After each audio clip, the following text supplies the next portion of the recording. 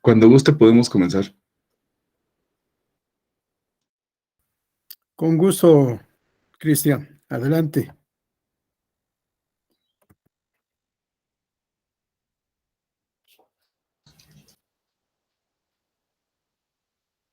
Listo.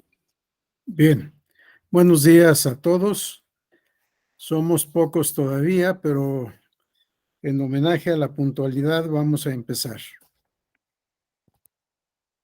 No sé si de este diplomado es la primera sesión. No tuve el cuidado de revisar. Un tema importante que se inscribe en la reciente tendencia del Tribunal Electoral del Poder Judicial de la Federación y de muchos tribunales de la República, del mundo, para tomar en consideración de manera especial a los adultos mayores. Realmente en la legislación, obviamente no he revisado ni toda la legislación de México ni la del mundo, sería casi imposible, pero no hay una clasificación específica de edades. Tradicionalmente hemos hablado de minoría de edad y mayoría de edad, incluso del naciturus, hablando por supuesto de los seres humanos, para poder determinar quién ha nacido, quién es menor de edad y por tanto carece de capacidad de ejercicio, es decir, de aptitud jurídica para actuar por sí mismo en el mundo del derecho, y quienes tienen capacidad jurídica porque han alcanzado la mayoría de edad. En nuestro caso, la mayoría de edad se adquiere a los 18 años y muchas veces confundimos mayoría de edad con ciudadanía. Son dos temas diferentes, aunque vinculados uno con el otro, porque al adquirir mayoría de edad, actualmente, conforme a la Constitución, adquirimos también la calidad de ciudadanos. Y al revés, para ser ciudadano se debe ser mayor de edad, los menores de edad no tienen ciudadanía. ¿En dónde empieza y acaba la minoría de edad? ¿En dónde empieza y acaba la capacidad de ejercicio o mayoría de edad? Esto tenemos que revisarlo en los códigos civiles. En nuestro caso, el artículo 22 del Código Civil Federal, leeré, establece que la capacidad jurídica de las personas físicas se adquiere por el nacimiento y se pierde por la muerte, pero desde el momento en que un individuo es concebido, entra bajo la protección de la ley y se le tiene por nacido para los efectos declarados en el presente código. Si la capacidad jurídica de las personas físicas se adquiere por el nacimiento, pero incluso la palabra nacimiento tiene dos connotaciones distintas, una desde el punto de vista médico o biológico y otra desde el punto de vista jurídico. No es lo mismo el nacimiento biológico que el nacimiento jurídico. Los seres humanos pueden nacer biológicamente sin que necesariamente nazcan desde el punto de vista jurídico. Por nacimiento vamos a entender el desprendimiento total del producto de la concepción del seno materno. Este nacimiento biológico puede ser de un ser vivo o de un ser muerto. Nació, pero nació muerto, escuchamos decir en algunas ocasiones. Para el derecho, nunca nació. Si nació muerto, no nació. Por eso les comento que el nacimiento, desde el punto de vista jurídico, es diferente. Para tener por nacido jurídicamente a un ser humano, aparte de ser desprendido totalmente del seno materno, debe vivir cuando menos 24 horas o ser presentado vivo al juez del registro civil para que registre su nacimiento. Les leo el artículo 337 del mismo Código Civil Federal. Para los efectos legales, solo se reputa nacido el feto que, desprendido enteramente del seno materno, vive 24 horas o es presentado vivo al registro civil.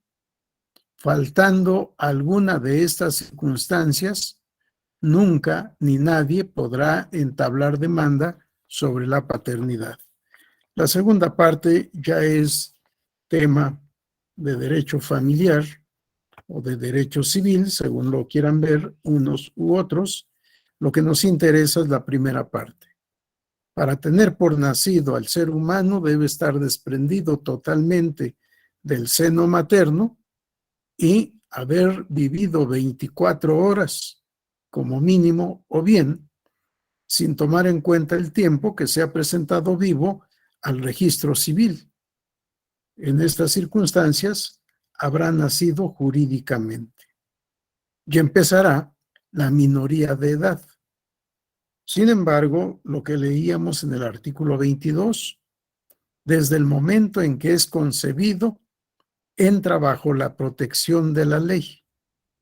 Y aquí tenemos que entender este aspecto, no como señaló el legislador para los efectos declarados en este código, no, es para todos los efectos previstos en el sistema normativo vigente en un lugar y tiempo determinados. Desde el momento en que es concebido, entra bajo la protección de la ley. No vamos a entrar a temas de derecho penal, a derechos humanos inclusive, el derecho a la vida, el derecho a la gestación, el derecho a la maternidad, el derecho al aborto, en fin, muchos otros temas que se relacionan con el del nasciturus. Nasciturus, ser concebido, pero no nacido, que no ha nacido todavía, que no se ha desprendido todavía del seno materno. Bien, mayoría de edad. El artículo 24 del propio Código Civil Federal establece: el menor de edad tiene la libertad de disponer tiene la facultad de disponer libremente de su persona y de sus bienes, salvo las limitaciones que establece la ley. Si el mayor de edad tiene la facultad de disponer libremente de su persona y de sus bienes, salvo las limitaciones que establece la ley. Y luego nos remitimos a el artículo 646 y 647 del propio Código Civil Federal. Artículo 646. La mayor edad comienza a los 18 años cumplidos. 647. El mayor de edad dispone libremente de su persona y de sus bienes. ¿Quiénes son menores de edad? Los que no han cumplido 18 años. ¿Quiénes son mayores de edad? Los que ya cumplieron 18 años y hasta antes de morir. Capacidad de goce se adquiere con el nacimiento jurídico y concluye con la muerte, salvo los casos excepcionales previstos en el artículo 450 del propio Código Civil. El artículo 450 del Código Civil Federal establece que tienen incapacidad natural y legal: 1, los menores de edad; 2, los mayores de edad disminuidos o perturbados en su inteligencia, aunque tengan intervalos lúcidos, y aquellos que padezcan alguna afección originada por enfermedad o deficiencia persistente de carácter físico, psicológico o sensorial, o por la adicción a sustancias tóxicas como el alcohol, los psicotrópicos o los estupefacientes, siempre que debido a la limitación o la alteración en la inteligencia que esto les provoque, no puedan gobernarse y obligarse por sí mismos o manifestar su voluntad jurídica por algún medio. ¿Sí? En términos generales, menores de edad y mayores de edad que no pueden gobernarse por sí mismos o que no pueden manifestar su voluntad por ningún medio, están afectados de incapacidad de ejercicio, es decir, no pueden actuar válidamente en el mundo del derecho por sí mismos y tienen que hacerlo por conducto de representantes. Al tener personalidad jurídica, tienen derechos y deberes, pero para su ejercicio necesitan de un representante. No vamos a entrar a más detalles de la representación porque es otro tema amplísimo e importante. Pero ya tenemos un punto de partida, que son los mayores de edad. ¿Quiénes son mayores de edad? Los que han cumplido 18 años y que no tienen ningún problema, ninguna limitación de los previstos en el Código Civil para estar en situación de incapacidad de ejercicio. ¿Alguna pregunta, alguna duda hasta esta parte? Si son temas aparentemente diferentes a lo que es el derecho electoral, sin embargo, son conceptos fundamentales para poder saber de quiénes pueden, incluso quiénes pueden votar, quiénes son elegibles, quiénes no son elegibles. En muchos casos vamos a encontrar el requisito de que para poder ejercer los derechos políticos se debe tener plena capacidad del ejercicio de los derechos civiles. Y estos derechos civiles están previstos en el Código Civil fundamentalmente, y de ellos lo más importante es la capacidad de ejercicio. El que se encuentre en incapacidad de ejercicio, aún siendo mayor de edad, no podrá ejercer sus derechos políticos. ¿Por qué? Porque no puede actuar por sí mismo. Y los derechos políticos son la mayor de las veces derechos personalísimos, derechos que solo puede ejercer el titular por sí mismo y deberes que solo ha de cumplir el titular por sí mismo. Y por eso es importante partir de esta base de quienes tienen capacidad de goce, quienes tienen capacidad de ejercicio. ¿Y cuáles son las causales de incapacidad de ejercicio de los mayores de edad? La minoría de edad, por naturaleza, priva de la capacidad de ejercicio. El menor de edad no puede por sí mismo ejercer sus derechos o cumplir sus obligaciones, salvo las excepciones previstas en la ley. Tenemos varios partidos políticos que admiten menores de edad en su catálogo o en su registro de militantes. Son militantes con determinadas restricciones, pero al fin y al cabo militantes. No sé, desconozco si en el ejercicio que hizo Morena el fin de semana votaron o no menores de edad, porque de acuerdo al estatuto de Morena, los menores que ya cumplieron 15 años de edad pueden afiliarse al partido político. Y lo mismo sucede con el Partido de la Revolución Democrática y también con el partido Movimiento Ciudadano. No recuerdo de momento algún otro partido que admita menores de edad, pero es su derecho y por supuesto derecho de los menores también ser titulares de derechos políticos, ser titulares del derecho de afiliación a un partido político, de asociación y de reunión política. En fin, también dejo esto solo enunciado. ¿Alguna duda? ¿Alguna pregunta? ¿Algún comentario? No.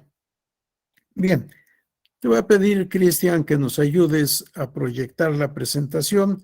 Vamos a empezar. El tema es sumamente amplio, lo vamos a ir comentando. Vamos a la presentación, por favor, Cristian.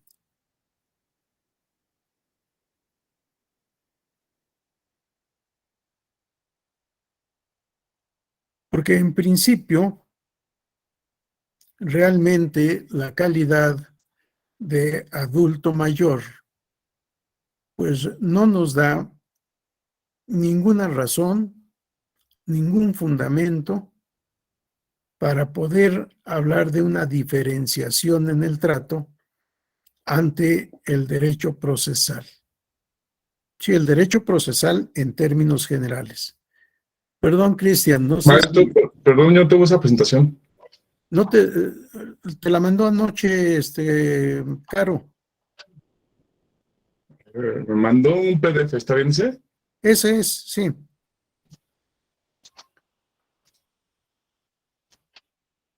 Perdón, vamos a ver si logramos hacer la presentación. Ok.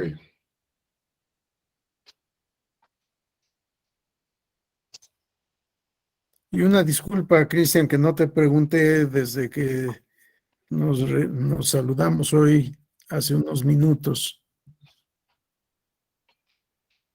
Esa es. Vean nuestro tema, el genérico, diplomado en justicia inclusiva. Nuestro tema de hoy y de mañana, las personas adultas mayores en la justicia electoral. Solo hemos hablado de mayores, no hemos hablado de adultos, que es un concepto biopsicosocial, no tanto un concepto jurídico. Si la madurez desde el punto de vista psicológico, ¿en qué momento se alcanza? Hay muchos menores de edad que son maduros y muchos mayores de edad inmaduros. Sí, no incapaces, que es un tema distinto, sino inmaduros. El tema, las personas adultas mayores. ¿Y quiénes son los adultos mayores? Vamos a la siguiente lámina, Cristian. Adultos mayores. Algunos le denominan tercera edad. A ver, creo que nos pasamos uno, Cristian. Ahí. Sí, algunos le llaman tercera edad, pero encontramos muchas expresiones similares, como es viejo o viejos, viejas, en el sentido de edad, porque también peyorativamente en ocasiones se usa la palabra vieja para referirse a la mujer, punto de vista en el cual obviamente no podemos coincidir en la actualidad. Pero viejo o vieja, todas las palabras que aquí les presento son palabras que me parecen no tienen ningún sentido peyorativo. Si no cité ninguna palabra que se pueda utilizar de manera peyorativa para referirse a los adultos mayores. Así que viejo, abuelo o abuela, añoso, es una palabra que poco usamos, o añosa, sin embargo, también se utiliza como sinónimo de persona adulta mayor, ancianos, veteranos, seniles, longevos. Pareciera que todos se refieren a la tercera edad. Y al revés, pareciera que cuando decimos tercera edad, nos referimos a todos los adultos mayores, a todos los viejos. Pero, ¿realmente todos son de la tercera edad? ¿Realmente todos los viejos son adultos mayores? Cuando me invitaron a dar esta plática, dije que no tenía ni idea del tema y recurrí al doctor Marco Antonio Pérez de los Reyes, que es el que ha dado esta clase en otras ocasiones y que tiene una presentación, me parece que también disponible en los archivos de la Escuela Judicial. Voy a preguntarlo para que puedan ustedes consultar la presentación que el doctor hace en su exposición y varias de las definiciones etimológicas de algunas de las palabras que aquí estamos mencionando. Yo por lo pronto me quedo en esta parte, solo en las expresiones que utilizamos como sinónimas para referirnos a los adultos mayores. Sin embargo, al revisar alguna información sobre este tema, me encontré con algunas otras variantes interesantes. Vamos a la siguiente lámina, Cristian. Y vean cómo clasificamos a los adultos mayores. Resulta que los adultos mayores no son todos los viejos, todos los ancianos, sino que a su vez hay una subclasificación. La tercera edad, para algunos, empieza a los 60 años, para otros, entre los 60 y los 65 años. Se procura, por recomendación de la Organización de Estados Americanos y por la Organización de Naciones Unidas, no sobrepasar esta edad máxima, 65 años, para iniciar la tercera edad, que se ubica entre los 60 y los 74 años. Después de los 74 años, se habla de una cuarta edad, de 75 a 89 años. Y otra etapa, longevos, de 90 a 99 años. Y centenarios, los que ya cumplieron 100 años o más. Acaba hace unas semanas de fallecer Luis Echeverría Álvarez, que cumplió 100 años de edad. En el orden familiar personal mío, aquí haré una infidencia, una de mis tías, hermana de mi mamá, en enero cumplió 100 años y hace un par de semanas que falleció. Sí, hay personas que alcanzan esta edad, aunque ya es excepcional. La palabra longevo y centenario normalmente es utilizada de manera universal, aunque no necesariamente siempre a partir de los 90 años. Para los centenarios, sí, a partir de haber cumplido 100 años o más. Vamos a la siguiente lámina, por favor, Cristian. Sí, aquí tenemos otra forma de clasificación. Adultos mayores jóvenes, entre 60 y 65 años hasta 74. De 75 a 84 u 89 años, adultos mayores viejos. Longevos de 85, entre 85 y 90 hasta 99. Y centenarios, como habíamos visto, de 100 años o más. Pero aquí las expresiones cambian, sobre todo para las dos primeras subclasificaciones. Adultos mayores jóvenes y adultos mayores viejos. Vamos a la siguiente lámina, por favor, Cristian. Sí, adultos mayores de edad avanzada, entre 60 y 65 años hasta 74. Viejos o ancianos, de 75 a 89, longevos de 90 a 99 y centenarios de 100 años o más. Vamos a la siguiente lámina, por favor. También se denomina a la primera etapa temprana de la adultez mayor.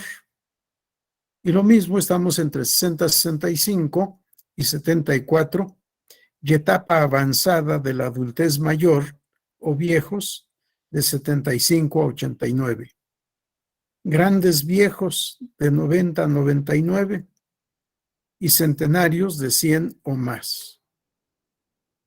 Vamos a la siguiente, por favor, Cristian. Sí, adultos mayores, tenemos aquí las distintas formas en que se han denominado a las distintas subclasificaciones que hemos visto. Empieza a partir de los 60 y concluye en los 100 o más años de edad. Entonces, cuando nuestro tema enuncia los adultos mayores en la justicia electoral, ¿de cuáles de estos adultos mayores nos referimos? Regresamos a la lámina anterior, por favor, Cristian. Nada más, cualquiera. Sí, ¿a cuál de estos adultos mayores? ¿O es indistinto el trato? ¿Va a ser el mismo trato de 60 a 100?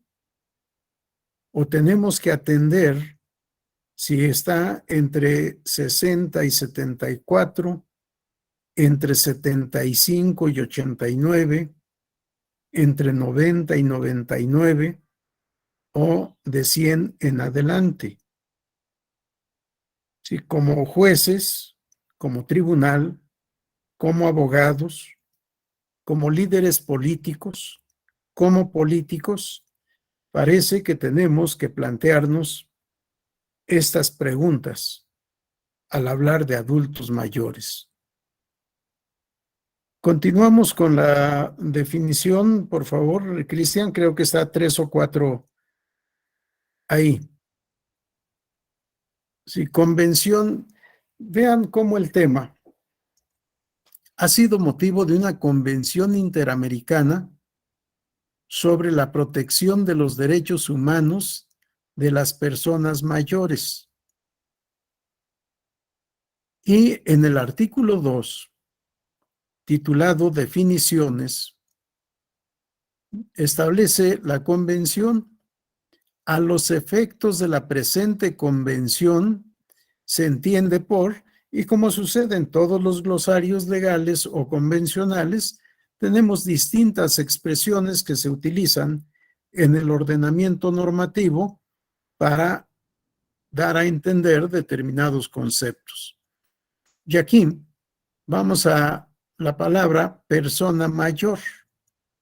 Se entiende por persona mayor aquella de 60 años o más, salvo que la ley interna determine una edad base menor o mayor, siempre que ésta no sea superior a los 65 años. Este concepto incluye, entre otros, el de persona adulta mayor. ¿Sí? Adultos mayores. Ya hemos visto lo que se entiende por adulto mayor en los cuadros anteriores. Porque también se habla de adultos menores. En fin, la clasificación de adultez para el punto de vista psicosomático, paramédicos, psicólogos, psiquiatras y algunos otros especialistas de la materia. Lo importante es tomar en cuenta que el punto de edad base son 60 años para considerar a las personas adultas mayores o simplemente personas mayores, 60 años o más, pero no más allá de 65. Puede ser menos de 60. Esto depende, según algunos estudios, del nivel de desarrollo económico fundamentalmente del país correspondiente. En los países desarrollados económicamente se considera la edad de 60 años en promedio. En los países subdesarrollados o en desarrollo, como también se dice, puede ser menor la edad o mayor a 60, pero no más allá de 65 para empezar la calidad de persona mayor o adulta mayor. Entre 60 y 65 es el parámetro que nos da la Organización de Estados Americanos. Seguimos a la otra lámina, por favor. Gracias, Cristian. Vean en el preámbulo la explicación de la norma definitoria que acabamos de tomar en consideración. Recordando lo establecido en los principios de las Naciones Unidas en favor de las personas de edad, la proclamación sobre el envejecimiento, la Declaración Política y el Plan de Acción Internacional de Madrid sobre el envejecimiento, así como los instrumentos regionales, tales como la Estrategia Regional de Implementación para América Latina y el Caribe, del Plan de Acción Internacional de Madrid sobre el envejecimiento, la Declaración de Brasilia, el Plan de Acción de la Organización Panamericana de la Salud sobre la salud de las personas mayores, incluido el envejecimiento activo y saludable, la Declaración de Compromiso de Puerto España y la Carta de San José sobre los derechos de las personas mayores de América Latina y el Caribe. Y esto es parte del preámbulo, lo que podríamos identificar en nuestro sistema jurídico como exposición de motivos. Sí, ¿qué documentos normativos tomó en cuenta la Organización de Estados Americanos para elaborar esta Convención Interamericana sobre la Protección de Derechos Humanos de las Personas Mayores? Estos documentos también, algunos con el carácter de tratados, otros sin llegar a tener la calidad de tratados, pero al final de cuentas, todos como acuerdos de voluntades de los estados que constituyen la Organización de Estados Americanos para lograr la protección de las personas mayores o adultas mayores. A partir de estos temas de orden convencional, podemos advertir que esta Convención Interamericana reciente fue asumida en Washington, Estados Unidos, el 15 de junio de 2015, pero le han precedido ya varios otros documentos, desde la Declaración de Principios de las Naciones Unidas en favor de las personas de edad, que es de 1991, hasta esta Carta de San José sobre los derechos de las personas mayores de América Latina y el Caribe de 2012. Sí, se ha ido paulatinamente tratando el tema de los adultos mayores. La mayoría de los estudiosos de la materia coinciden que la preocupación para el tratamiento especial diferenciado de los adultos mayores inició a mediados del siglo pasado, después de la Segunda Guerra Mundial. A partir de este lamentable acontecimiento de la humanidad, se ha la humanidad misma preocupado por el tema de la paz, por el respeto de los derechos humanos, por el tema del respeto a la dignidad humana, que es la base de todas estas declaraciones, convenciones, pactos, tratados, etcétera, tuteladores de derechos humanos. Por eso les digo, el tema es reciente, aunque el tratamiento de los ancianos obviamente está en todo el curso de la historia de la humanidad, ya sea un tratamiento favorable, respetuoso, o bien un tratamiento desfavorable, un tratamiento discriminatorio, incluso de desprecio.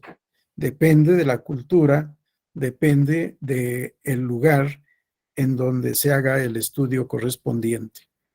Un tema que nos da muchos datos el doctor Pérez de los Reyes en la clase que él ha impartido. Bien, para nosotros, vamos a la lámina siguiente, Cristian. Para nosotros, tenemos la Ley de los Derechos de las Personas Adultas Mayores. Una ley que fue publicada en el Diario Oficial de la Federación el 25 de junio de 2002, hace poco más de 20 años. En el artículo 3º se establece en esa sistemática de definiciones que tienen las leyes recientes, para los efectos de esta ley se entiende por 1. Personas adultas mayores, aquellas que cuenten con 60 años o más de edad y que se encuentren domiciliadas o en tránsito en el territorio nacional. Y como podemos advertir, tenemos nosotros el punto de partida 60 años de edad o más. No hacemos, hasta donde yo sé, ninguna subclasificación. A partir de los 60 años pasamos a ser adultos mayores, sin distinción formal por edades, a diferencia de lo que hemos visto en los cuadros anteriores, y que me interesaba que pudiéramos tener en mente esta subclasificación, porque puede ser orientador para muchos temas en la práctica del derecho procesal. Vamos a la siguiente, por favor, Cristian. Vamos a dejar esta, vamos a la otra. A la otra, por favor. A la que sigue. Ahí, gracias, Cristian. Vean en el artículo 5º de esta misma ley que estamos citando. De manera enunciativa y no limitativa, esta ley tiene por objeto garantizar a las personas adultas mayores los siguientes derechos. 1. De la integridad, dignidad y preferencia. ¿Sí? De la dignidad. Y viene luego la enumeración que hace el legislador. 2. De la certeza jurídica, que es la parte que me interesa para nuestro tema en especial. De la certeza jurídica. A recibir un trato digno y apropiado en cualquier procedimiento judicial que los involucre, ya sea en calidad de agraviados, indiciados o sentenciados. A recibir un trato digno y apropiado en cualquier procedimiento judicial. Si en cualquier proceso judicial, no importa la materia. B. A recibir el apoyo de las instituciones federales, estatales y municipales en el ejercicio y respeto de sus derechos. ¿Sí? Apoyo de las instituciones. ¿Cuáles? Todas. Todas las instituciones, sean del Poder Ejecutivo, del Legislativo o del Judicial, o incluso de los órganos autónomos con autonomía constitucional. Si de todo órgano de autoridad, de todas las instituciones públicas, como un deber jurídico de las instituciones. C, a recibir asesoría jurídica en forma gratuita en los procedimientos administrativos o judiciales en que sean parte y contar con un representante legal cuando lo considere necesario. Si recibir asesoría jurídica gratuita. Un tema también de una gran importancia en la materia que nos interesa. En los procedimientos que señala, apartado D, en los procedimientos que señala el párrafo anterior, se deberá tener atención preferente en la protección de su patrimonio personal y familiar, y cuando sea el caso, testar sin presiones ni violencia. Esto último es innecesario. El testamento para todo mundo, no importa su edad, es un acto jurídico libre, espontáneo, sin presiones de ninguna naturaleza, ni físicas ni morales. Es un acto personalísimo. Incluso podría decir es un acto individual. Solo el testador es el que debe estar ante el notario público para otorgar testamento, nadie más. Y libremente, espontáneamente, dictará el autor su testamento. Así que la última parte es innecesaria, pero veamos cómo la ley se refiere a la protección del patrimonio del adulto mayor. Si entendiéramos el patrimonio, como yo lo explico, una universalidad de derecho en donde están absolutamente todos los derechos y todos los deberes, no habría necesidad de hablar de patrimonio personal y familiar. En el patrimonio, además, están los derechos de la personalidad, el derecho al nombre, el derecho al buen trato, el derecho a la igualdad, el derecho a la buena fama, etcétera, etcétera. No voy a entrar tampoco a este tema amplísimo de derechos de la personalidad que se estudia esencialmente en el derecho civil al estudiar a las personas y su patrimonio. Algunos autores hablan de patrimonio económico y patrimonio moral, entre los que ubican los derechos de la personalidad.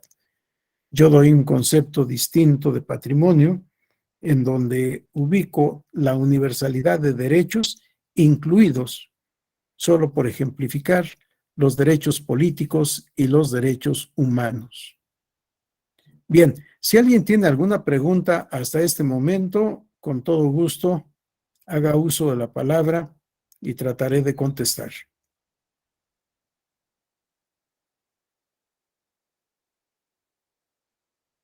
Y esto en cualquier momento, en el momento en que surja la pregunta, en el momento en que surja la duda, o levanten la mano y si no los veo, abran libremente su micrófono, formulan la pregunta y yo trataré de dar la respuesta. Bien, si no tenemos ninguna intervención, vamos a continuar. En la materia electoral, bueno, antes, vamos a la siguiente diapositiva, por favor. En temas del trabajo y sus capacidades económicas. El adulto mayor tiene derecho a gozar de igualdad de oportunidades en el acceso al trabajo o de otras opciones que les permitan un ingreso propio y desempeñen en forma productiva tanto tiempo como lo deseen, así como a recibir protección de las disposiciones de la Ley Federal del Trabajo y de otros ordenamientos de carácter laboral. A ser sujetos de acciones y políticas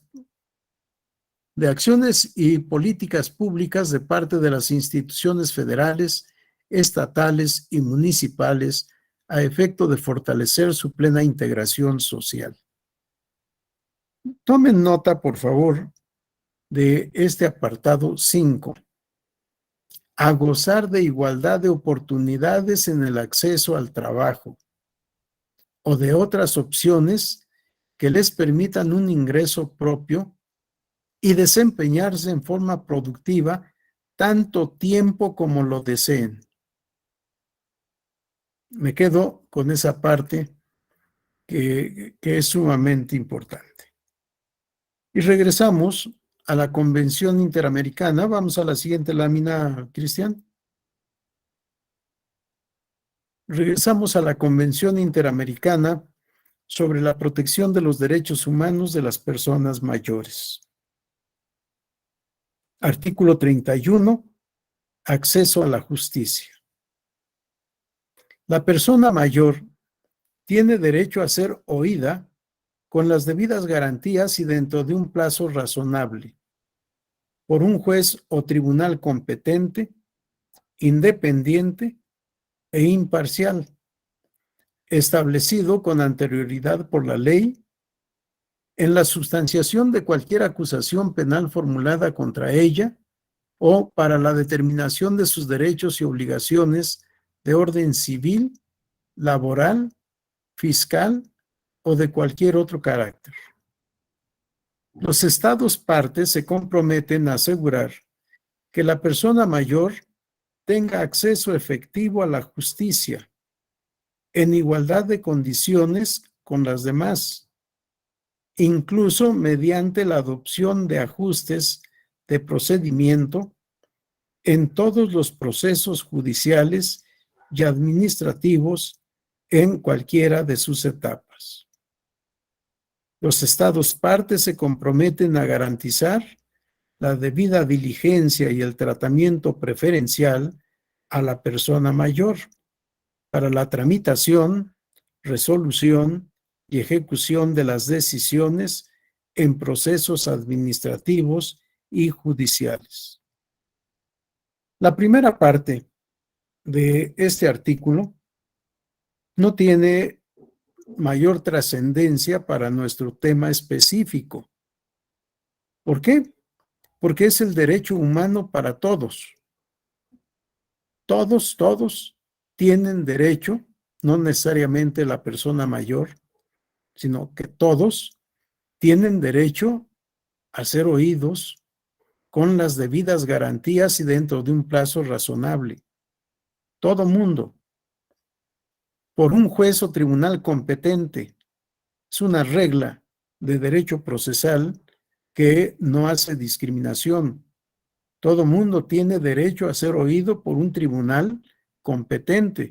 Si no es competente, pues no puede conocer del caso. Nuestro Código Federal de Procedimientos Civiles establece como un principio general de derecho que todo lo actuado ante juez incompetente es nulo de pleno derecho. El artículo 17 del Código Federal de Procedimientos Civiles, que no es exclusivo de este código. Por eso he dicho que es un principio general de derecho procesal. Artículo 17, le doy lectura. Es nulo de pleno derecho lo actuado por el tribunal que fuere declarado incompetente, salvo disposición contraria a la ley. No sé si sea error de imprenta, debería de ser salvo disposición contraria de la ley. Pero aquí en esta edición que tengo establece salvo disposición contraria a la ley. En los casos de incompetencia superveniente, la nulidad solo opera a partir del momento en que sobrevino la incompetencia. No obstante esta nulidad, las partes pueden convenir o reconocer como válidas todas o algunas de las actuaciones practicadas por el tribunal declarado incompetente. La regla general es nulo de pleno derecho lo actuado por el tribunal que fuera declarado incompetente. Ya después volveremos a este tema. Todo tribunal debe ser independiente. Todo tribunal debe ser imparcial. Todo tribunal debe tener existencia previa al conocimiento del caso. Su existencia debe estar prevista en una ley expedida con anterioridad al hecho.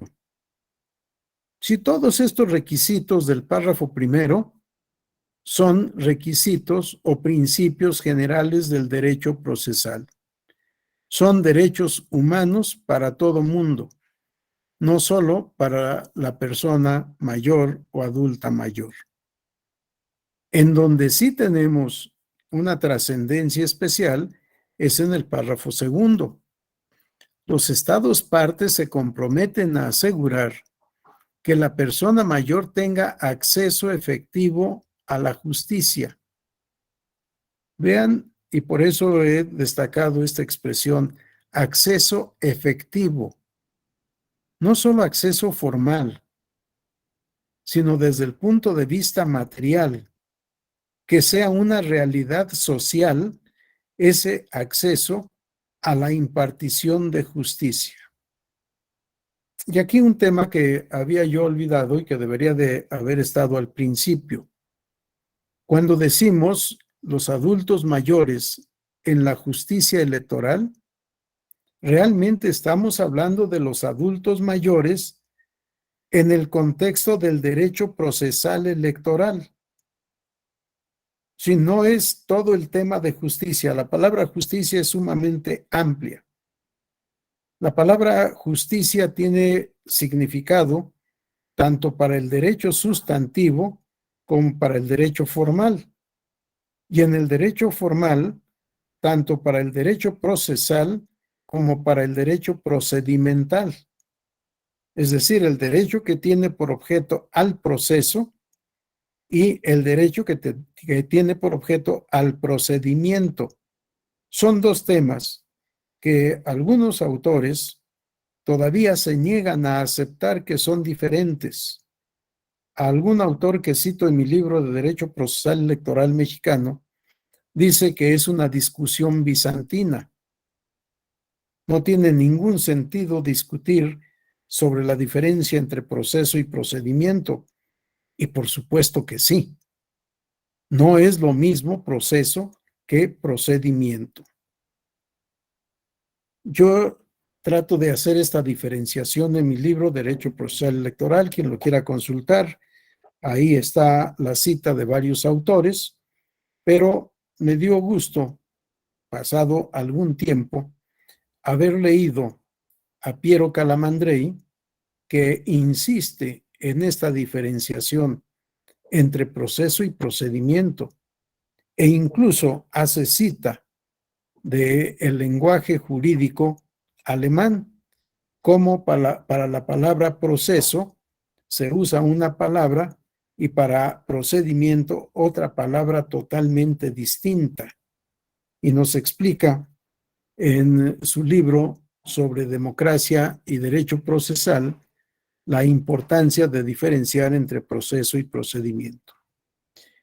Nosotros, cuando enunciamos este tema, cuando hablamos de justicia inclusiva, estamos hablando del aspecto procesal, de la función del Tribunal Electoral del Poder Judicial de la Federación en el ejercicio de sus funciones, de sus atribuciones para resolver los litigios de contenido electoral o político electoral que se someten a su conocimiento.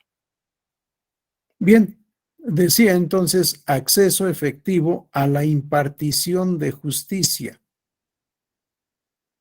Sí, acceso efectivo al cumplimiento de la función que tienen los tribunales.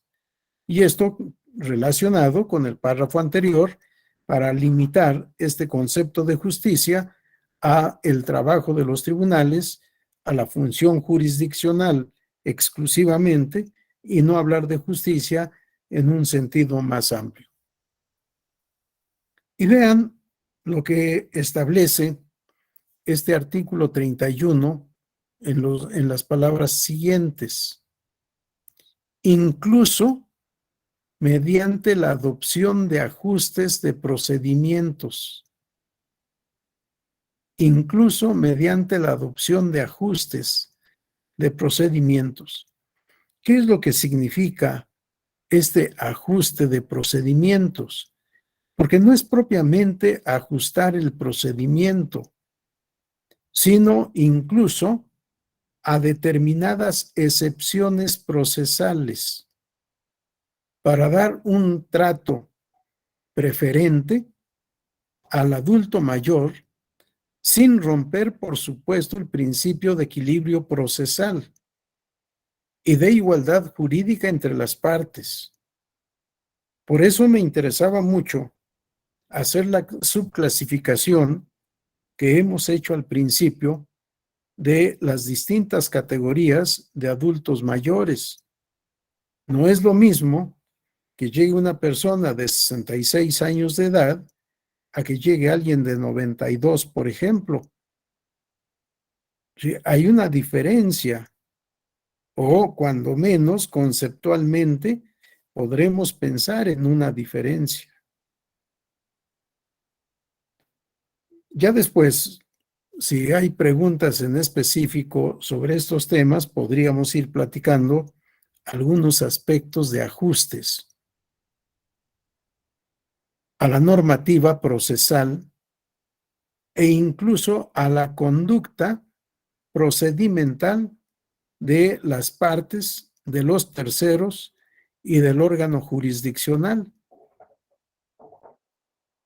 Ya veremos temas de formalidades si es que nos da tiempo, y si no, las podrán ver ustedes en los ejemplos que vamos a citar. Una diligencia y tratamiento preferencial a la persona mayor. Ahora que estamos todavía en época de pandemia, aunque muchos parece que han olvidado en el contexto social que vivimos bajo este riesgo, si no es lo mismo fijar fecha de audiencia para un adulto mayor que fijar fecha de audiencia para un mayor de edad que no ha llegado a estas etapas de mayoría o de adultez o de adulto mayor.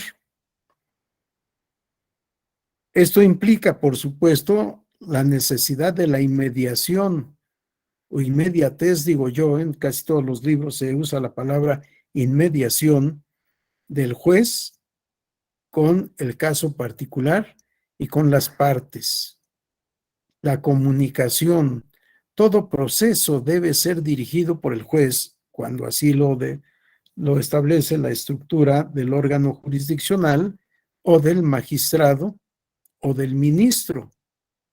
Ministro, magistrado o juez deben estar a la dirección del proceso correspondiente. No lo que muchas veces pasa, lo que se ha vuelto práctica en los tribunales, de que el secretario es el que atiende todo y el juez, ministro o magistrado está en su torre de marfil esperando a que le lleven a firma los acuerdos que ha asumido el secretario. No, el juez, magistrado o ministro deben estar en todas las actuaciones judiciales. Los acuerdos son del juzgador, no del auxiliar del juzgador, que es el secretario. El secretario hace proyectos, pero el que acuerda es el juzgador.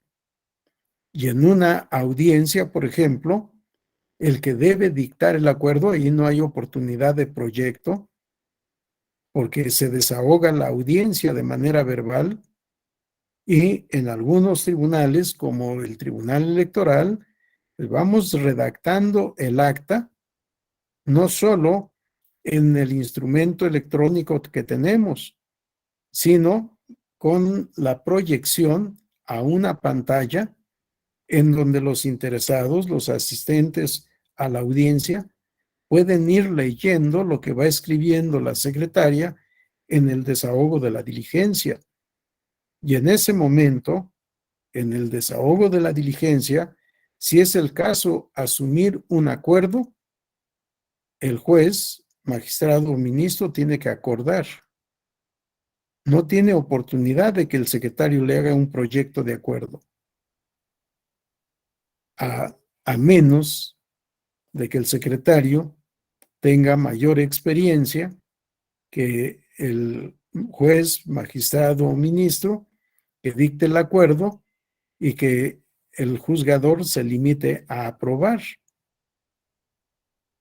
Sí, pero esto en la práctica, cada quien vivirá la experiencia y sabrá asumir su responsabilidad.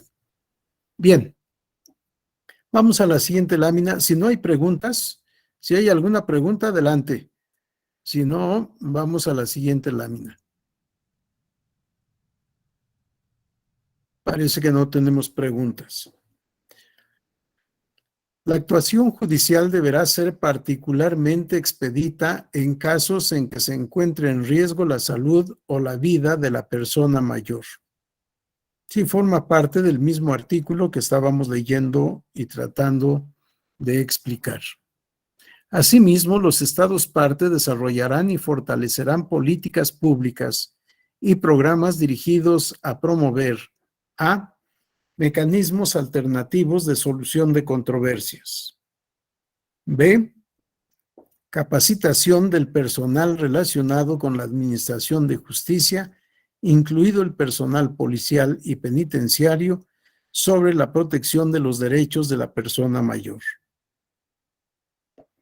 Si requerimos de una preparación especial, de una capacitación especial como juzgadores o como personal auxiliar para tratar adecuadamente a un adulto mayor.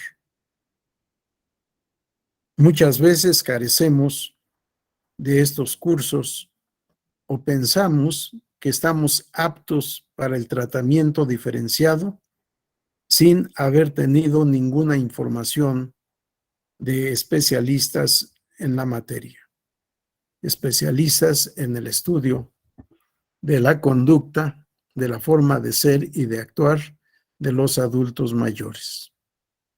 Bien, si no hay ninguna pregunta hasta esta parte, vamos a continuar un poco con ejemplos y luego casos particulares emblemáticos que se han dado en el curso de los años recientes en los tribunales, sobre todo en los tribunales que tienen de la otra parte del Poder Judicial de la Federación, que tienen como función el control de constitucionalidad en las demás materias que no son derecho electoral.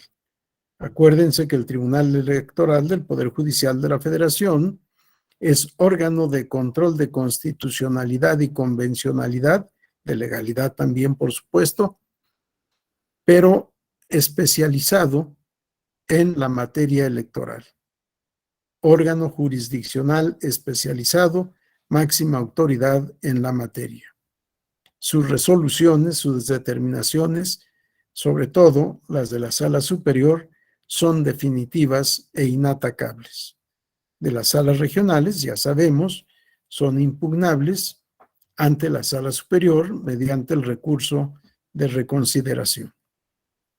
Bien, si no hay preguntas, no hay comentarios, no hay ninguna intervención. ¿Están demasiado pasivos?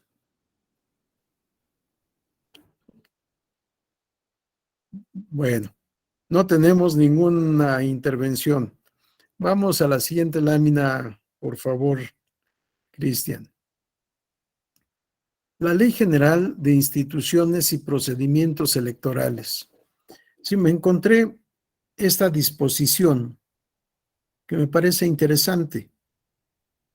Que yo sepa, hasta ahora no ha dado motivo a ninguna impugnación. Que yo sepa, tal vez esté equivocado y sí tengamos algún caso en alguna parte. El artículo 83 de la Ley General de Instituciones y Procedimientos Electorales establece en su párrafo 1, inciso H, para ser integrante de mesa directiva de casilla se requiere H, saber leer y escribir y no tener más de 70 años al día de la elección. Claro, la integración de las mesas directivas de casilla es algo complejo, algo difícil. Hay una primera selección en términos previstos en la propia ley, una selección aleatoria del mes que se tomará en cuenta para que los ciudadanos nacidos en ese mes formen parte de las mesas directivas de casilla. Y además la selección también aleatoria de las letras que serán tomadas en cuenta como primera letra del apellido paterno de la ciudadanía, de cada ciudadano o ciudadana, para poder ser aspirantes o candidatos a formar parte de una mesa directiva de casilla. Pero luego viene un trabajo especial, arduo, del personal del Instituto Nacional Electoral. Visitar a todos los seleccionados para preguntarles si es su voluntad participar en los cursos de capacitación a fin de poder participar en la siguiente selección aleatoria de quienes serán integrantes de una mesa directiva de casilla. Un trabajo sumamente difícil del personal del instituto, porque tiene que tratar de convencer al ciudadano, si el ciudadano no está convencido, de que acepte, que hace falta su participación como funcionario en mesa directiva de casilla, que de la ciudadanía depende la celebración de elecciones, de la ciudadanía depende la certeza de la elección llevada a cabo, de la ciudadanía depende la confianza y confiabilidad en las elecciones, porque quienes integran las mesas directivas de casilla no son servidores públicos adscritos al Instituto Nacional Electoral, son ciudadanos que voluntariamente aceptan integrar la mesa directiva de casilla el día de la jornada electoral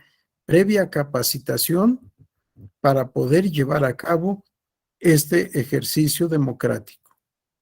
Recibir el voto de sus conciudadanos.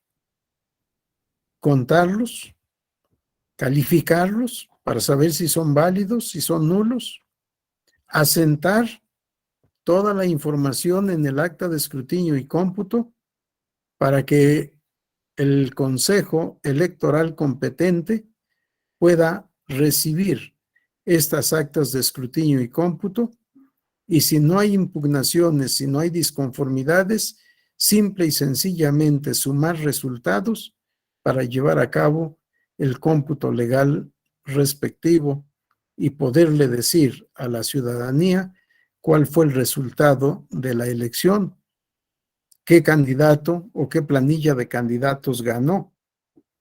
Y a partir de ahí, seguir a la siguiente etapa: declaración de validez de la elección, otorgamiento de la constancia correspondiente, la rendición de protesta, asunción del cargo y el ejercicio del cargo. El éxito de nuestras elecciones está en la ciudadanía que participa el día de la jornada electoral. Por supuesto, el trabajo del instituto es mucho, ha sido mucho, pero son los ciudadanos los que le dan confianza y credibilidad a las elecciones que llevamos a cabo en México, en el orden federal, en el orden nacional, local, municipal y de la Ciudad de México. Entonces, si tenemos que pedirle al ciudadano que acepte participar en la capacitación, en la siguiente selección y en la jornada electoral como funcionario de casilla, parece que a nadie molestaría no ser tomado en cuenta, porque ya cumplió 70 años de edad. Sin embargo, puede algún ciudadano decir, ¿y por qué la discriminación? Yo estoy en plenitud de facultades. Yo quiero cooperar para la vigencia del sistema democrático en mi país. Quiero ser integrante de mesa directiva de casilla. Tengo 71 años de edad.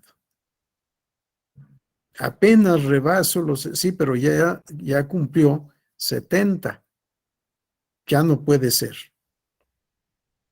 Yo no he visto ningún juicio que tenga por objeto impugnar la constitucionalidad o la convencionalidad de esta norma. Ojalá alguien se anime a hacerlo para ver qué es lo que resuelve el Tribunal Electoral del Poder Judicial de la Federación. Otra norma ejemplificativa que encontré es la ley orgánica. Vamos a la siguiente lámina, Cristian. La ley orgánica del Poder Judicial de la Ciudad de México. Artículo 31. El retiro de las y los jueces y las y los magistrados se producirá por sobrevenir incapacidad física o mental que imposibilite el adecuado desempeño del cargo o al cumplir 70 años de edad. Vean lo que he destacado con negritas. El retiro de las y los jueces y las y los magistrados se producirá por cumplir 70 años de edad. El que ya cumplió 70 años de edad no puede continuar en el ejercicio de la función de juzgador por disposición de la ley. Y esta ley es reciente. Por eso se titula Ley Orgánica del Poder Judicial de la Ciudad de México. Acuérdense que la reforma constitucional es reciente para convertir formalmente el Distrito Federal en Ciudad de México. Digo formalmente porque solo se le cambió de nombre. Sigue siendo Distrito Federal. Distrito es un ámbito territorial y es federal porque es el asiento de los poderes de la Unión. En consecuencia, sigue siendo un distrito federal llamado Ciudad de México. Pero lo que nos interesa, al cumplir 70 años de edad, el juez o magistrado debe ser retirado del cumplimiento de sus funciones. No sé si alguno de ustedes me mandó un mensaje en el chat. Si quiere decirlo, por favor, a viva voz, abra su micrófono y le escuchamos. Hola, buenos días, maestro. Buenos días. Oscar Vélez. Adelante, Oscar. Bueno, no, yo nada más comentaba al grupo en general porque sé que hay compañeros que trabajan pues en órganos electorales y me surgía la duda, ahora que decía lo de que personas de más de 70 años no pueden formar parte de la mesa directiva. Si al momento de que se hace la insaculación por parte del INE, el sorteo donde se selecciona a los ciudadanos que precisamente van a formar parte de las mesas directivas de casillas, si dentro de la misma programación de ese sistema, digamos, que hace el sorteo, si ya ahí viene programado para que no insacule a personas mayores de 70 años. Y Para alguien dio, a ver qué dicen los compañeros que trabajan en los institutos electorales. a ver si alguien sabe ese dato, con todo gusto escuchamos la respuesta. Yo no la conozco, no lo sé. Es totalmente operativo, pero es importante saberlo para no seleccionar a ciudadanos que estén impedidos de formar parte de la mesa directiva de casilla. Y por supuesto, el instituto tiene toda la información para ello. Ilse de León, adelante. Sí, buenas tardes. Yo he estado trabajando eventualmente en el INE como supervisor electoral y sé que al momento de hacer la insaculación, el sistema excluía a los mayores de 70 años. Pero después, ahorita estaba leyendo que precisamente por esta ley del adulto mayor, se dio cuenta el INE que estaba cometiendo una discriminación y se dejó de excluir y otra vez el sistema los incorpora y los saca en el mismo sorteo junto a todos. Pero para abundar en el tema, ahorita que pasó el contexto de la pandemia, se volvieron a quitar.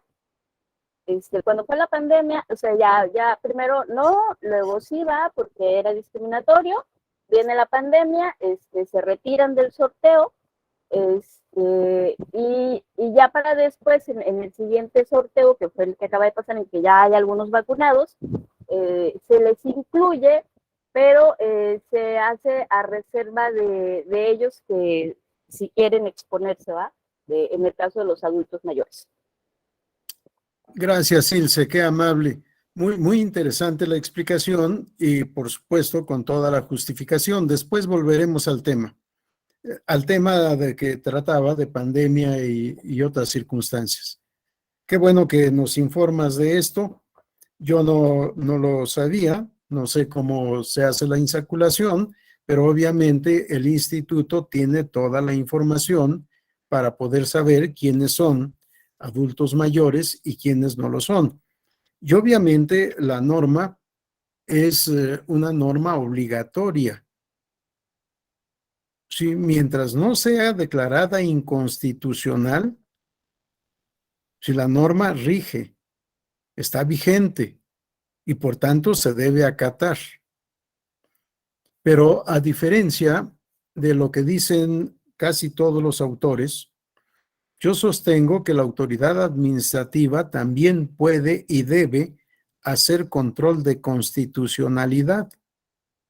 Y ahora, con mayor razón, en lo previsto en el artículo 1 de la Constitución, toda autoridad, sí, toda la autoridad tiene el deber de tutelar los derechos humanos.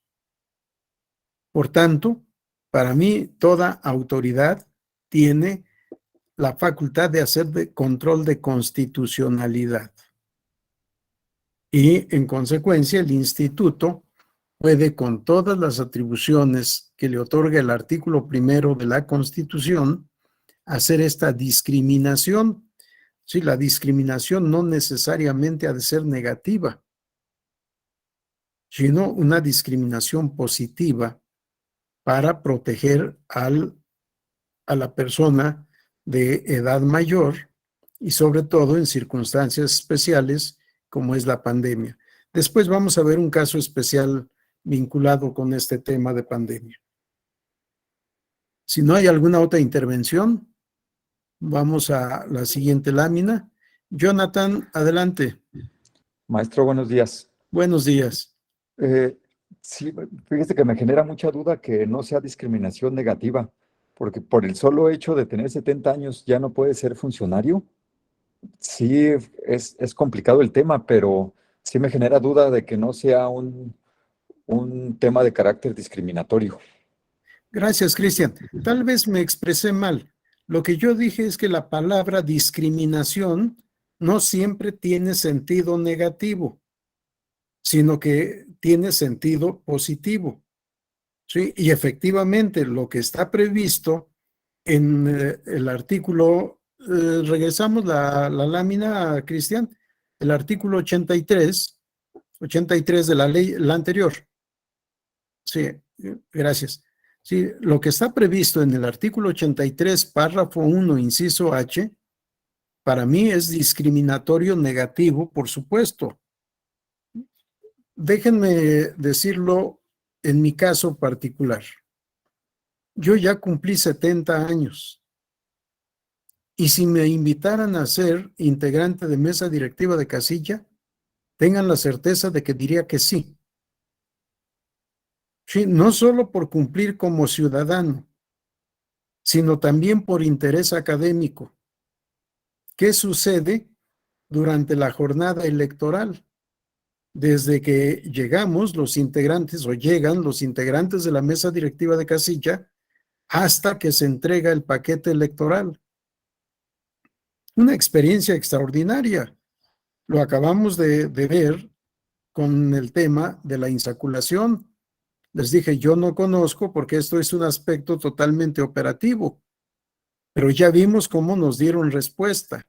Vivir la realidad es importante también para la academia, porque si no, todo se vuelve teoría. Y un académico que solo sabe teoría, para mí, por mucho que sepa, no es buen académico. El académico debe tener teoría y práctica, porque la práctica nos enseña muchas cosas que la teoría puede no enseñarnos. Por supuesto, se debe saber teoría también. Si solo se sabe práctica, tampoco se es completo. Si tenemos que combinar los académicos, teoría y práctica. Y efectivamente, yo coincido con lo que dice Cristian, este artículo 83, párrafo 1, inciso H, es un precepto inconstitucional, inconvencional, es violatorio de derechos humanos. Si todos no pudimos citar más de la Convención Interamericana, pero podrán advertir todos los documentos que se refieren, internacionales, que se refieren a derechos de los adultos mayores, hacen referencia a derechos políticos. Y los derechos políticos no se pierden por ser mayor de edad. En algunos países de Sudamérica, por ejemplo, votar es un deber, nada más un deber. Y el incumplimiento del deber se sanciona muchas veces con multa o con otros castigos, con otras sanciones, como es no poder ocupar determinados cargos públicos o no poder obtener determinados servicios, cuando solo se le da la naturaleza de obligación. Pero entonces se vuelve optativo cumplir o no cumplir el deber de votar a partir de los 60 años. Es obligatorio a partir del momento en que se adquiere la ciudadanía, pero se vuelve optativo al cumplir 60 años de edad. Si no voy a votar, no pasa nada, porque tengo ese permiso, esa norma permisiva de no ir a votar por edad. Sí, pero normalmente todos los documentos internacionales, insisto, son respetuosos de los derechos políticos de la ciudadanía con independencia de la edad que tenga el ciudadano o la ciudadana. Bien, si no hay algún otro comentario, vamos a regresar a las otras láminas. La ley orgánica del Tribunal Federal de Justicia Administrativa. Tomé un ejemplo de legislación local y luego una federal. El artículo 46 son causas de retiro forzoso de los magistrados del tribunal, padecer incapacidad física o mental para desempeñar el cargo, así como cumplir 75 años de edad. Que a diferencia del orden local, que la conclusión es a los 70 años, en este tribunal federal es a los 75 años. Pero al final de cuentas, es una norma que impone el retiro forzoso si el magistrado ha cumplido 75 años de edad. No importa para cuántos años fue designado. Llegó al límite de edad señalado en la ley, se acabó el cargo. Debe retirarse de manera forzosa. Bien, vamos ahora a explorar un poco la práctica de los tribunales en materia federal y algunas tesis interesantes que he seleccionado de las muchas que tiene el Poder Judicial de la Federación. Una que del aspecto sustantivo, aquí vamos a tener, por supuesto, de varias materias, y las escogí de tal suerte que pudiera abarcar el mayor número de materias. Sabemos que la materia electoral solo es competencia del Tribunal Electoral, del Poder Judicial de la Federación y de los tribunales locales en cada entidad federativa. No es competencia de la Suprema Corte, salvo el control de constitucionalidad de las leyes electorales, mediante acción de inconstitucionalidad. De tal manera que lo que podamos buscar sobre adultos mayores en la impartición de justicia nos llevará necesariamente a otros temas que no son derecho electoral para, al final de cuentas, nosotros concluir en el derecho electoral. Vamos a la siguiente lámina, Cristian. Bien, vean esta tesis, pensión por causa de muerte. El artículo 131, fracción tercera, última parte de la Ley del Instituto de Seguridad y Servicios Sociales de los Trabajadores del Estado, al circunscribir el derecho a ese beneficio a los dependientes económicos que sean ascendientes distintos del padre y o de la madre del trabajador o pensionado fallecido, no viola el derecho fundamental a la igualdad jurídica. Si quién tiene derecho a recibir la pensión en el caso de muerte de un trabajador, para referirnos solo a los ascendientes, y establece la ley, el padre o la madre o ambos. En este caso, sostiene el tribunal, el derecho fundamental mencionado, previsto en el artículo 1 de la Constitución Política de los Estados Unidos Mexicanos, se refiere a los ascendientes de ulterior grado a los padres, implica que todos los gobernados deben recibir el mismo trato respecto de quienes se ubican en similar situación de hecho, así como un mandato de tratamiento desigual que obliga al legislador a establecer diferencias entre supuestos de hecho distintos. Ahora, conforme al artículo 131 de la Ley del Instituto de Seguridad y Servicios Sociales de los Trabajadores del Estado, tienen derecho a obtener una pensión por causa de muerte de la persona que haya originado la pensión, obviamente, los familiares derechohabientes siguientes, y hace la enumeración que hace la ley: el cónyuge supérstite, la concubina o concubinario, los hijos, la madre o el padre, o, en términos de su fracción tercera, última parte, los demás ascendientes, cuando hayan dependido económicamente del trabajador o pensionado, en el orden y bajo las circunstancias ahí descritas. Así, Dicha disposición legal circunscribe el derecho de acceder a la pensión por causa de muerte del trabajador o pensionado a los familiares derechohabientes expresamente previstos, particularmente para el caso de quienes hubiesen dependido económicamente de éste en favor de los ascendientes diversos del padre y de la madre.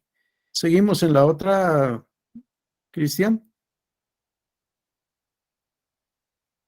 Descartando la posibilidad de que ese beneficio de seguridad social sea otorgada a personas diversas respecto de los cuales también exista un vínculo estrecho de parentesco y que dependiesen económicamente de aquel. En estas condiciones, el precepto 131 citado no viola el derecho fundamental señalado, porque otorga un trato distinto a personas que se encuentran en situaciones jurídicas diversas. Esto es, la ley presume que los ascendientes distintos del padre y o de la madre, que dependen económicamente del trabajador o pensionado fallecido, abuelos, bisabuelos, tatarabuelos, no se encuentran en una misma situación jurídica que otras personas que también dependan económicamente de éste, dado que aquellos, por lo general, pertenecen a un segmento de la población considerado como adultos mayores, quienes por razón de su edad constituyen un grupo vulnerable, susceptible de protección especial por el legislador, ya que su avanzada edad los coloca con frecuencia en una situación de dependencia familiar, discriminación e incluso abandono. La última parte de la tesis, aunque no está estrictamente vinculada con el tema que trata la parte anterior, me interesa mucho. Vean, hablamos de abuelos, bisabuelos y tatarabuelos, que no se encuentran en la misma situación jurídica que las personas, padre y madre del trabajador o pensionado. Pero esta expresión, dado que aquellos, abuelos, bisabuelos, tatarabuelos, dado que aquellos, por lo general, pertenecen a un segmento de la población considerado como adultos mayores. Si a los padres ya no los consideró como adultos mayores, aunque normalmente lo son, de acuerdo a la definición legal que hemos mencionado. Tampoco los excluye expresamente. Sí, por eso me interesaba mucho también tener el concepto de adulto mayor. ¿Quién es el adulto mayor?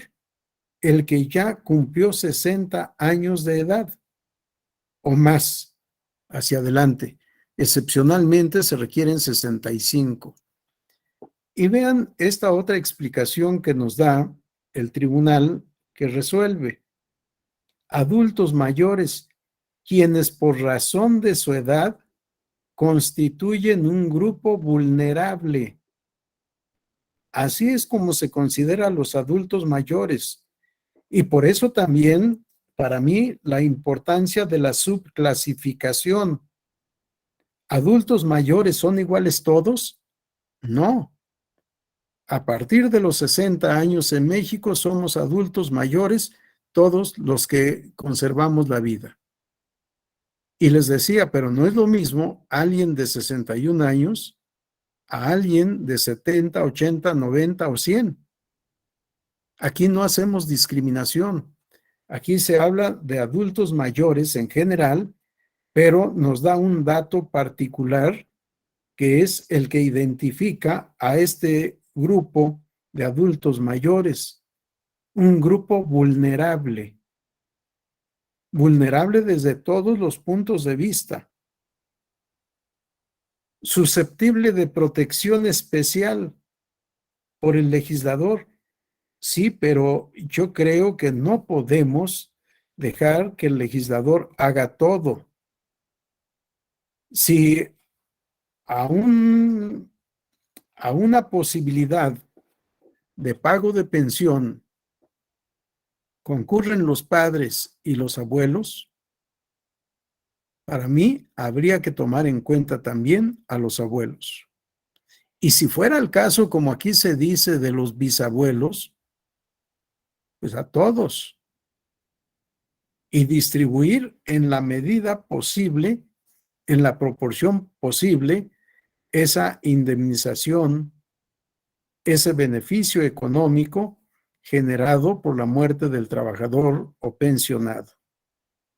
Sí, creo que tenemos que analizar caso por caso para tratar de impartir justicia. Y aquí es en donde vuelvo al concepto genérico de justicia, al concepto amplio de justicia que se daba ya desde el derecho romano.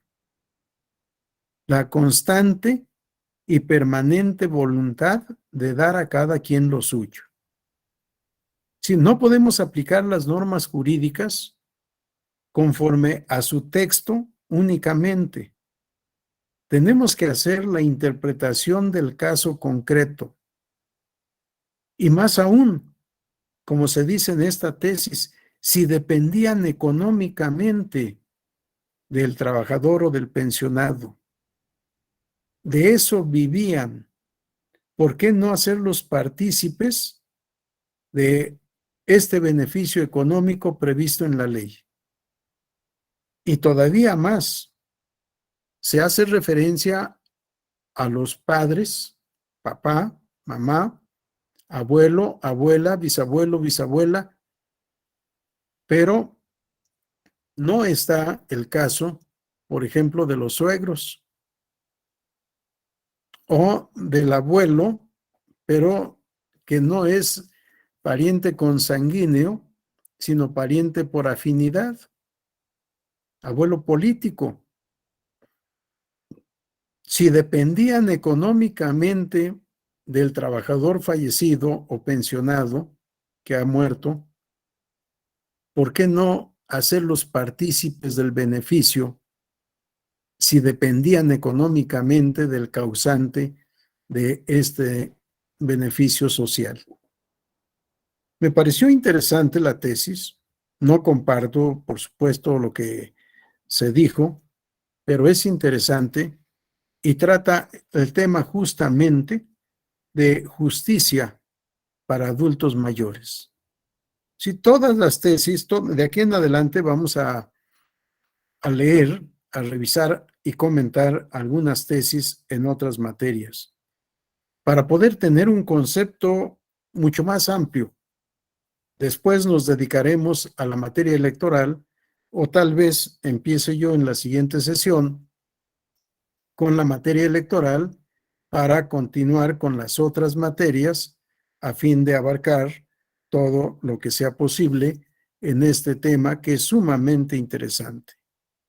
Un tema que toca las fibras humanas, no solo el aspecto jurídico, no solo el aspecto social, sino el aspecto humano, el aspecto sentimental. Dictar sentencia, dice Joaquín Escriche en su diccionario jurídico, que la sentencia es lo que siente el juez del caso concreto. Me ha gustado esta definición. Dice, sentencia proviene de sentire, lo que siente el juez en el caso concreto. Y lo mismo, en contraposición, lo que decía Montesquieu del juez. El juez no es más que la boca que pronuncia las palabras de la ley. La voluntad del Estado ya la manifestó el legislador al hacer la ley. Y el juez solo se tiene que limitar a aplicar la ley al caso concreto. Y por eso también en el derecho procesal se dice que la sentencia es un silogismo jurídico. Premisa mayor, la norma. Premisa menor, el caso concreto. Sentencia, la conclusión. un simple silogismo jurídico. Y por eso vamos a escuchar a muchos autores y a jueces decir que se subsume el caso concreto en el supuesto normativo, como si el supuesto normativo fuera un molde al que se debe adecuar el caso concreto. Y si no se adecua, bueno, ya veremos cómo resolvemos. No tiene razón el actor o no tiene razón el demandado. No.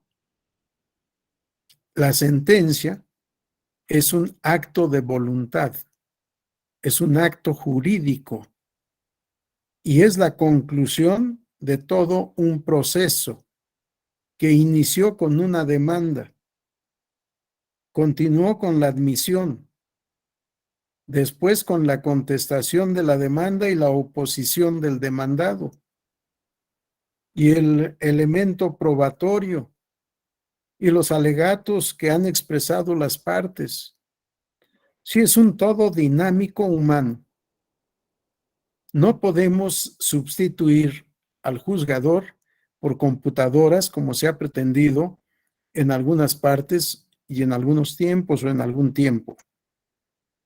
Si tenemos que la sentencia es un silogismo jurídico, pues alimentemos a la computadora con toda la normativa que deba aplicar. Si juzgar es subsumir el caso concreto al supuesto normativo, démosle a la computadora los elementos del caso concreto y la computadora nos va a dar el resultado, nos va a dar la conclusión o sentencia. Yo definitivamente no admito una conclusión de esta naturaleza. Juzgar es un acto humano. Juzgar es decir el juez lo que piensa del caso concreto. Dice un procesalista sudamericano, no recuerdo si es Claría Olmedo u otro, que al dictar sentencia, el juez o el juzgador tiene que revisar el expediente del caso concreto, tiene que recrear el caso para poder, en un ejercicio de reflexión y de justicia, dictar la sentencia que considere adecuada a ese caso concreto. Pero además, lo que les decía yo hace algunos minutos, el principio de inmediatez, que sea el juez, magistrado o ministro, el que esté cerca de las partes desde el momento en que recibe el expediente, enterarse del contenido de la demanda, de todas las actuaciones que han precedido, si es el caso, como sucede en la materia electoral, en que la demanda se debe presentar ante la autoridad responsable o el partido político o en general el ente jurídico responsable del acto controvertido, que tiene que recibir, publicar la interposición del escrito de demanda con todos sus anexos para que los terceros interesados, si existen, dentro del plazo de 72 horas puedan comparecer a ejercer su derecho, y también para que comparezcan los coadyuvantes si hay en el caso particular, y luego el responsable rendir un informe circunstanciado. En mi libro digo que el informe circunstanciado debe ser como una contestación de demanda, no limitarse a los requisitos previstos en la Ley General del Sistema de Medios de Impugnación en materia electoral, porque el propio legislador estableció, deberá cuando menos contener lo siguiente. Sí, no se trata de cuando menos. Un auténtico informe circunstanciado debe ser contestación de demanda para mantener la legalidad, constitucionalidad y convencionalidad del acto, resolución o procedimiento controvertido. Son dos partes, actor y demandado o responsable en nuestro caso. Y para esto es importante tomar en cuenta el concepto de litigio que nos da Carneluti, pero además adicionado con lo que nos dice Niceto Alcalá Zamora y Castillo. Litigio es la controversia de intereses de trascendencia jurídica caracterizado por la pretensión de una parte y la resistencia de la otra. ¿Y qué es la pretensión? Nos dice Carneluti, la intención del actor de someter la voluntad del demandado a su voluntad, a su pretensión. ¿Y qué es la resistencia? La oposición a someterse a la pretensión del actor. Por supuesto, actor y demandado tienen que actuar conforme a derecho. Pretensión sustentada en el derecho, oposición o resistencia sustentada en el derecho. Temas todos estos que son necesarios, aunque son parte de la teoría general del proceso, son necesarios para poder entender al momento de dictar sentencia cómo se debe sentenciar, qué es lo que se debe decir, cómo analizar el caso concreto, el caso particular. La sentencia es un ejercicio psicosomático, de mentalidad, de conocimiento además, de preparación. Por eso el juez debe ser un ente preparado, no solo en el derecho, sino en todas otras ramas vinculadas al derecho, pero fundamentalmente al derecho. Debe conocer el derecho y debe estar presente en todo el proceso para poder dictar la sentencia adecuada al momento en que llegue el tiempo previsto en la legislación o en el caso concreto para dictar esa resolución a fin de resolver la controversia planteada por las partes. ¿Alguna pregunta, duda o comentario?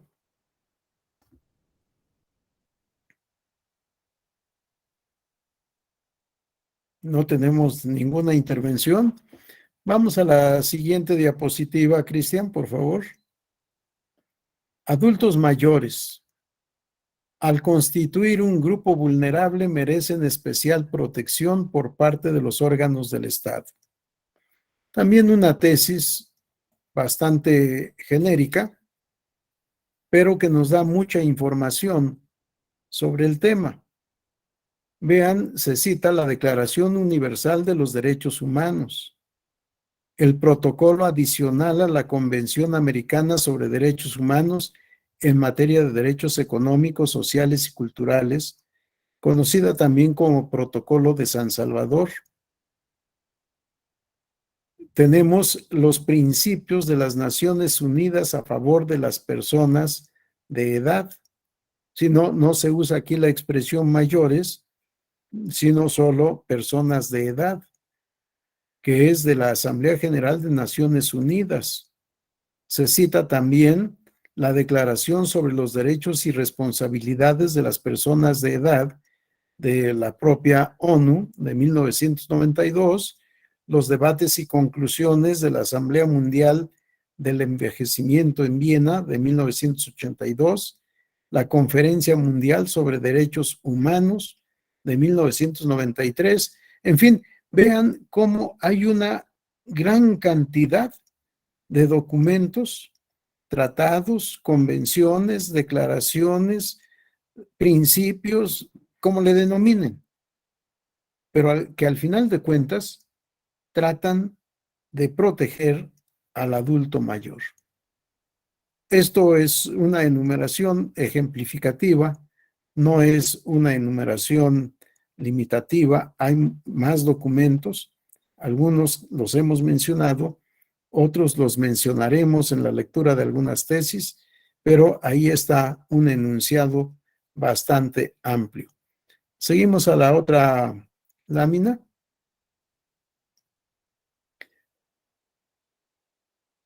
Toda esta documentación nos dice la primera sala de la Suprema Corte, toda esta todos estos documentos internacionales nos llevan a concluir que los adultos mayores constituyen un grupo vulnerable que merece especial protección por parte de los órganos del Estado, ya que su avanzada edad los coloca con frecuencia en una situación de dependencia familiar, discriminación e incluso abandono.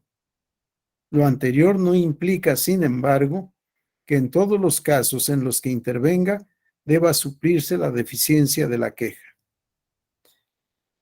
Toda esta documentación internacional citada es para llegar a la conclusión: tribunales deben suplir la deficiencia de la queja cuando comparezca un adulto mayor. Sí, pero cuiden el caso concreto. No siempre tenemos esa obligación.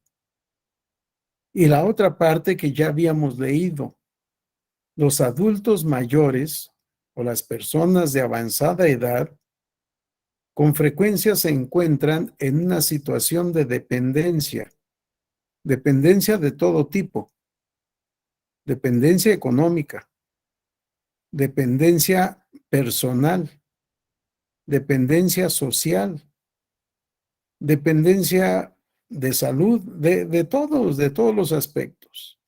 ¿Cuántas personas adultas mayores no pueden levantarse por sí mismas, sentarse por sí mismas o acostarse por sí mismas, tomar alimentos, en fin? Pero lo peor de todo, muchas veces son seres discriminados, seres abandonados, seres injuriados.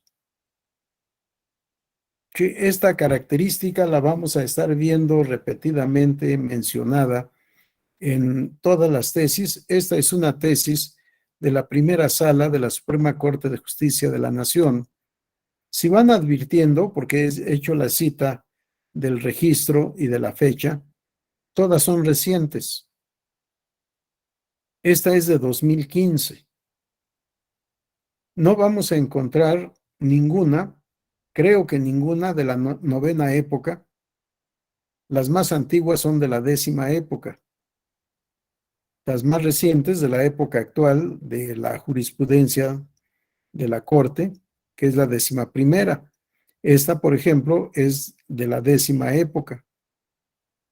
En fin, vamos a ver varias tesis para comentarlas en distintas materias. Como les mencionaba, hemos empezado, y aquí está una de carácter genérico, importante. Ya veremos las otras que nos llevarán a otros temas procesales. Son las 10:57. Si alguien tiene alguna pregunta, comentario u observación, con mucho gusto le escuchamos. Maestro, Sí, tengo una duda, Migdalia Mingüer, sí. respecto de esta, por ejemplo, esta última jurisprudencia que usted nos presenta. Sí, es ¿podría tesis equipararse? aislada. Ajá, esa tesis aislada. Sí. ¿Esta podría compararse con el interés superior de la infancia, por ejemplo? Porque habla de una protección especial a un grupo en situación de vulnerabilidad, en este caso las personas mayores. Qué interesante hablar del interés superior del menor y la menor, por supuesto. De la niñez se dice normalmente. Sí, tenemos que volver otra vez, pero aquí quizá no tanto por el interés superior del mayor de edad, sino por la necesidad de protección, por la necesidad de suplencia en muchos aspectos, por la necesidad de cuidado, ya no para su desarrollo, sino aquí a la inversa, para su vivencia y sobrevivencia digna. Sí, para el menor es para su desarrollo, para su adecuada formación, pero en ambos casos, por supuesto, estamos ante la dignidad de las personas. En la etapa adulta, parece que hubiera una involución y se volviera a una etapa infantil.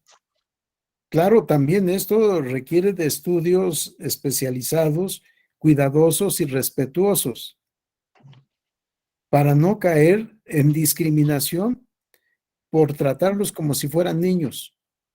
Sí, no, no son niños, son adultos mayores. Gracias, Migdalia, pero efectivamente hay un interés superior de protección para los adultos mayores. Gracias, maestro. A usted. A ti. Bien, son las 11 de la mañana, damos por suspendida la sesión de hoy. ¿Nos quedamos en qué lámina, Cristian? La 23. En la 23. Gracias, Cristian, para que mañana podamos continuar con la 24 y siguientes. Nos veremos, que tengan un buen día, gracias por su atención. Es un tema interesante, me han puesto a estudiar. Yo no había tratado el tema nunca antes, hasta ahora, y es sumamente interesante. Nos veremos mañana a la misma hora. Que tengan un buen día.